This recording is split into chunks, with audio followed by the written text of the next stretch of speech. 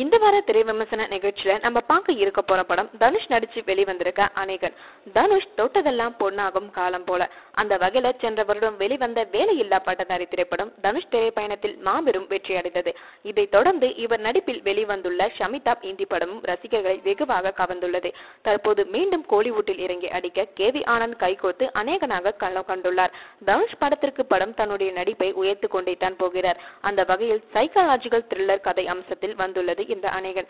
படத்தின் ஆரம்பத்திலேயே சென்னையில் ஐடி கம்பெனியில் வேலை பார்க்கும் ஹீரோயின் அமீராவிற்கு திடீரென்று முன்ஜென்ம ஞாபகம் வருகிறது. இதில் பர்மாவில் ஏழை இளைஞனாக தனுஷ் வருகிறார். அங்கு இருவருக்கும் இடையே காதல் வளர பின் அது கைகூடாமல் சோகத்தில் முடிகிறது.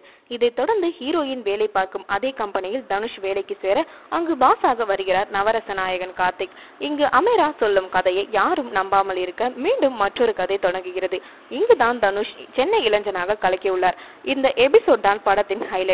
ஆனால் வழக்கம் போல் இதிலும் காதல், பின் அது ஒன்று சேராமல் எதிர்பாராத ட்விஸ்டுகளுடன் முடிகிறது இந்த கதை.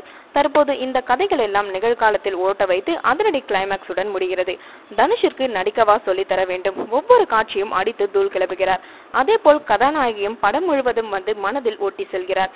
இதையெல்லாம் விட நவரச நாயகன் கார்த்திக் சார் இத்தனை நாள் எங்கிருந்தீர்கள் என்று கேட்கும் அளவிற்கு அவர் வரும் காட்சிகள் அத்தனை எனர்ஜி. குறிப்பாக ஹீரோயினிடம் கதை கேட்கும் தருணத்தில் செம.